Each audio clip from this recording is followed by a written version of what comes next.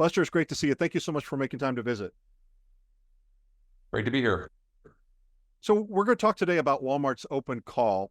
There's a lot of folks gathering in Bentonville once a year for what was once Walmart's Get on the Shelf contest, and it's evolved since 2011 into what it is today. I'd love for you to introduce yourself, talk about the work of your team, and then give us a little bit of historical, context for Walmart's open call event. Right. I'm the CEO and founder of Fusion. So we actually specialize in pre and early revenue CPG brands and try to scale them to $100 million. That's our sweet spot, and because we love doing it, which obviously has syncs really well with a Walmart open call event. Open call is super interesting. Really it has a lot of genesis in Made in America and the push for that with Walmart. And I think that's really one of the biggest differences between open call, besides the process, and just normal selling to Walmart, right? But I think it's evolved into something a lot more, especially after working, just talking with brands that are trying to get into it or did get into it and were preparing for meetings and looking at some of the stories around of people actually did get through. It's really turned into quite an event and quite an opportunity for entrepreneurs and other young brands wanting to really just have a massive step change. Yeah. There's a number of on-ramps, obviously, if you're interested in doing business with Walmart. The traditional approach, what I would call the swing for the fences, is to try to get a meeting with a face-to-face meeting with the buyer and to try to sell your way onto store shelves. In the last decade, at least, another on-ramp is the Walmart.com angle, either as a 1P or as a 3P seller. Try to learn the business, create some momentum, and then leverage the success on Walmart.com against getting a meeting and talking about getting in the store. And I would consider the open call meeting sort of right in the middle. Talk about the difference between competing for an opportunity, competing by way of this open call event that takes place each year, and the more traditional process of trying to get a meeting and sell your way onto the shelf throughout the year. It's one is very, very different in terms of actually getting in a meeting in front of a buyer. Radically different, but look, at the end of the day, you're still in front of the buyer, so the end point is the same. And what's nice about open call that I love, and I think Fusion is passionate about, I'm personally passionate, very passionate about this, from where I came from and all that, is giving people that have great ideas, a lot of energy, that deserve to win and succeed, and their products do help shoppers and consumers, giving them a fair shot to actually get in and get on the most valuable real estate in the world. Because look, that's the major difference. Is open call structured, you can apply for it, it goes through a process, they look at your stuff, there's going to be somebody looking at your submission, and you're going to go through that. If you don't do that, then it's not as guaranteed to actually be looked at, to be considered, to ever get in front of a buyer. So even if you have the best idea, it's about who the right timing, really syncing up with so many factors that are very, very hard to do. And you can get a broker, of course, and they can help, but that's not a guaranteed either, right? So that's the major differences. There's no ambiguity. There's a process for it. And most people do go through the normal traditional routes, and that's a long process, and it can take years to actually get your product in front of a buyer. Yeah. Maybe, because I know you've been very close to open call and its predecessors throughout the years, and maybe you've got a story or two about brands that you've seen go through, but even if you don't, talk about some of the common characteristics, the companies that have made it through. What has it been about them that has set them apart and given them the advantage and ultimately the win? It boils down to it really boils down to the solution that they have for the Walmart shopper. You have to go for, Walmart is trying to obviously grow. We all are, of course. But do you have something that is new, that's going to, shoppers will want to put in their home, will want to use, or to ingest, whatever it is? Like, do you have a solution for them for Walmart to put on their shelves? For that, that's always going to be it, right? And I think that's the number one thing you need to do. If you don't have something like that, there is no benefit, then you're not going to have a chance in any way of getting into it. And I think the people that actually are able to articulate that the best and show it the best. And it's not about pretty slides. It's not about everything. It's about developing quick relationships and telling a story really well. Those are the ones that are going to get through. Yeah. You've been in the game a long time, and I know, as I said, you've been a part of this, at least by having an opportunity to watch some of these companies pitch. Talk about some of the things that you've seen. As soon as the words come out of their mouth, you're like, "Yep, it's not going to work." Talk about some of the reasons why companies get rejected in the process. Yeah, there's a lot of good ideas that probably get rejected, right? I would actually love to be the one sorting through them. I think that'd be a very fun thing to do and see and try to do it. You know, because I think a lot of people maybe don't say things right or present it right, and it's a good idea. So I think there's probably a lot of execution stuff within submissions, just like in the normal process, right? Because like we all know, you got to know the right words, the right acronyms, the right buttons to push that are going to get somebody excited, because it's about what they want, not about what you want. And that is the first thing, is understanding Walmart and just honestly pushing the right buttons. And it's like, you got to make sure you say this, cover the points, read what they say. I'll say this about Walmart, like the description they have for open call, like it's not helpful. Like I get it, you get it, but the normal person that's hasn't been in this, like, well, how do you do a lot of these things, right? So I think you got to say the right things, and you got to pitch it the right way, you know, to get through. I've talked to some companies, and they had a pretty good product, right? But like their submissions just weren't good. I saw them after the fact, and I said, you know, there's probably a reason you didn't get in, because you probably needed to hit some of these things. And sometimes it's just, if you don't know, it's not natural. So you need to go find out what you need to say, get some advice on it. Yeah. When you and I spoke about this earlier, I said, are there a couple of factors that are the most, you know, predictive of success and failure? You said price and profit. Talk a little bit about price and profit and the importance of those two things coming into Walmart's open call event. Yeah, it's well, you know, look, it's profit and cash flow are everything. And when you're in a business and running a brand, you can't operate without it. And no matter how good the idea is, and actually no matter how much you sell either, right? Really, it's about that. I have worked with some companies, right? They're open call, but like not open call too. And I've talked to them, people have gone in, and, you know, a big thing is, they actually go in and they want to get in, right? And I think a lot of people know that Walmart's going to get them on price, and as they should, because Walmart does a good job protecting their shoppers' wallets. And a lot of times they don't price it right, and so you don't price in more than the margin that you have to give away. You need to price in very accurate the cost of goods, the marketing you're gonna have to spend, the people you're gonna have to put towards it. All the other expenses. And I've talked to small brands that have gotten into Walmart, and they actually, one was losing money on everything they sold at Walmart.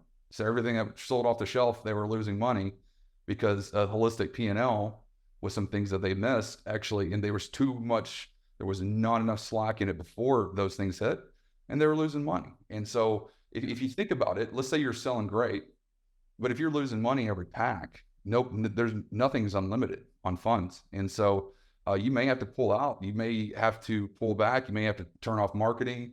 And then when you start doing that, then you're in the death spiral. And so what the first thing you got to do on this is say, for me to serve the retailer and the retailer shoppers and the consumers that I want to hit best, I have to be healthy on my P&L.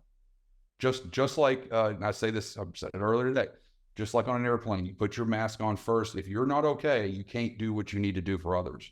And so if you're trying to do this in your category, I need to make sure that you price in an ability to market, a price in an ability to have the cash flow and the money you have just to operate and to innovate year over year and invest in the things you need, because as you grow, it gets more expensive. And so you cost that in early, because if you don't, then there's price increase, which is its own thing, or you're going to go down. And so I think that's the most important thing to go through and look and be very realistic on pricing. And if your pricing is too high for Walmart, but it's what you need to survive, then there are plenty of other retailers in the sea. Yeah. When I was at Walmart, we would talk about the 14 seconds of celebration, you know, that that interaction on the parking lot that takes place when a brand has been awarded distribution, and they celebrate for 14 seconds, and then they realize, man, we just made a whole bunch of promises that now we've got to make sure that we keep. Retail is a game of making and keeping promises, and talk about some of the things, especially if you are an early stage or pre-revenue company, that cause them to break once they've gotten in. Well, and if we're talking Walmart specifically, but also, I mean, any major retailer, Walmart's just it's in their DNA, and I think Amazon's in their DNA too, obviously. But look, can you scale? Can you handle the logistics, and can you scale? Are the number one thing. Walmart actually puts that on, I think, the submission to talk about supply chain and et cetera, which is great. I think a lot of people don't know what to look at, don't know how to scale. They don't understand what happens is it's not linear. So I have a supply chain degree, so I'm very passionate about it, right? And I did it before I moved to sales and marketing. Is, if it costs 5 cents to make one widget, right? It's not like your costs are going to go up linearly. So if you do $1 million, it's going to be 50,000. No, $1 million could go up to 10 cents, or it could go down to 2, right? I don't know. And so really understanding all these things, because as you grow, you're going to have to invest in more partners, more people, more agencies, better logistics, everything else like that. It gets a lot harder. Everybody thinks revenue solves everything. It doesn't. Yeah. And it actually creates more problems if you don't think it through correctly. So I think going in there and you understanding some very critical things around your sourcing reliability, around how lot sizes and the costing on those lot sizes, what are the price breaks, how am I going to get there, who's doing logistics, am I going to go through something like an RJW, I'm going to do my own thing, whatever. But you need to really go ahead and plan it out and saying, if I'm selling 100,000 units, it's this, but if I go to 2 million units, this is what it would look like. Then what's the costing to make sure that you can go hit those 2? Because you don't want to find that out at 1.5 million. You don't, because then you're really in a bind, and you're probably going to give part of your company to get investment, or you're going to be really struggling. Yeah. Unlike e-commerce marketplaces like Walmart.com, there is a finite amount of space inside a retail store, and it is not enough to have a great product, great packaging, great price, great supply chain reliability. You've got to be enough better to knock off the incumbent brand. There's only so much space, and for one to come in, another one's got to go out. So you've got to be better than the category incumbent. Just talk in general terms about some of the advice that you're giving as you work with early stage, even startup companies, pre-revenue companies, about the things that they should be considering before they even consider asking for a face-to-face meeting with Walmart or with any other retailer. First thing you do, and is one, do you want to go to Walmart? That's a good question. In fact, the real question is, where do you want to go in 5 years? And then what's the channel strategy on online, offline that gets you there? Walmart's probably in a lot of those. If you want to grow big, probably it's the largest retailer, right? But not always. It's not always. It depends on the category, right? So I think once you kind of get past that, and you say, okay, let's say I want to win with Walmart. Maybe that's like a critical thing for me, hitting off 5-year vision or commitment to investors or stakeholders. Then it's like, okay, well, how do, when we go in, what's the right things to take in that are sustainable for growth that I can control? So if I can guarantee that I'm going to be day in, day out, good in stocks, on shelf, and more growing, the strategy really needs to say, this needs to be seamless. Nobody likes hassle. Nobody likes friction. It's like, how do I make this frictionless for buyers? And then how do I make this attractive to shoppers and consumers? That's the game that you have to play. Friction, even on the biggest brands, will get you hurt, get you kicked out. Friction can be poor logistics. Friction can be, hey, I didn't get my pricing right. Now we're gonna have to do all this stuff. It could be a lot of different things that are happening with quality issues are certainly there. Or friction could be, I oversold. I know that sounds crazy, but this is what I tell a lot of people too, and clients, is like, I don't necessarily want to sell as much as I possibly can. I've done it personally in my career, and sometimes it's great. Sometimes too much, and your productivity goes down, and then guess what? You're on the decline afterwards, right? So really need to think, like, if I'm going to do this, if I want to go in Walmart, can I handle the rigor of supply chain? Can I handle the rigor of actually continuing to innovate and compete? It's the most valuable real estate in the world. don't think you're the only one that would do anything it takes to be on it. You're up against a lot of other yous, and they may have more money. They may have a better idea. I don't know. You have to think that way continuously and be excellent, because that's the stage that we're on here. As I said before, you've been in the game for a long time. You and the other individual members of your team have been a part of some great big success stories. Talk about Fusion and its sweet spot, the kinds of companies, size, stage, category, and then talk about the best way for one of these early stage, even pre-revenue companies to engage you and your team. Yeah, look, there's a lot of options out there. We're more than a broker. Fusion was a different concept that I was responding to after running a little startup that was acquired by a company, and also running billion-dollar channels, billion-dollar brands, right? Trying to fix like what I was frustrated with consultants and agencies and brokers, right? I didn't like it. I didn't think it was modern, and I think we should modernize it. And so that's why we go in there, we partner with some of the ones that we see potential going to 100 million or more, and all that. And look, we have a lot of clients, we have a lot going on. And so, and I don't ever want to overextend myself, but I love talking, and we can pick up people, right? But here's the thing. I was actually talking to a few other people, and I sometimes guide people different ways, but there's 40,000 brokers in the US. There's a lot of other things. What you want to look for, right, is, how do you win with your brand, your category, and where do you need to be strong at? And so if you have limited resources, and Fusion model is built to, like, if you kind of all in one, and you get consultants and you get like the expertise that you wouldn't normally get to have access to a lot. But think about it. Do I need to be strong digitally? Probably, right? You may need to go to Amazon first. You definitely need to get your D2C up on brand.com to maybe to get in there. So do you invest in that first, right? So it's really about phasing that comes into it. I think even if you know all the pieces, my theory is, and that we're playing out with brands that are growing and works, is speed to revenue is critical, because you're losing $1 every time you're not selling, because you're bleeding money. So the faster I get to market, the less days I'm bleeding, which means actually a little bit more spend right here can reduce your overall spend in the macro. So, but with limitations, where do I go first? Do I put in digital first? Do I need to go win Amazon first? You certainly need a brand.com strong first. And then what channels do I want to get? Do I want to invest in retainers for a broker? Lots of brokers can get you conversations in. There's a lot of great ones around. And you know what? Honestly, like, they're all great. They're good at what they do in terms of selling, right? We do sell in, but also sell through, and very much a profit focus. As you can tell, I love profit, right? Because that's, again, the blood. And so, so when you're going out there, is figure out what you want to do. I was talking to somebody the other day. I'm not sure will be a good fit. But I was kind of advising them, right? Because I'm not sure where retail will be, but they were wanting retail, but they were weak in areas that I know would help them get into retail in their category. So really, it's like, I think you need to go shore up these things first, because then you're going to be wasting time and money that in an unsuccessful attempt of getting into the only retailers that I can see. And so that's really what it is. Most of the time, people just do random things.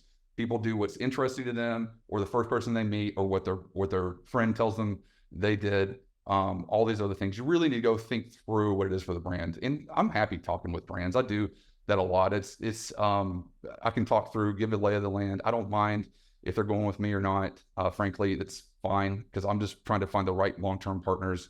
And but I do like helping them out and help sort what should be first, what should not, because the money is not just finite. It's probably challenged in almost everybody you talk to, right? Yeah. You're super easy to connect with on LinkedIn. What's the best other way? Tell us how to get to your website, maybe share an email address if someone's interested in engaging with Fusion. Oh yeah, look, there's Fusion Retail Group on LinkedIn, and Buster on LinkedIn, and Buster at fusionretail.net, of course. And I think, if I was going to summarize it up too, in terms of, like, I think a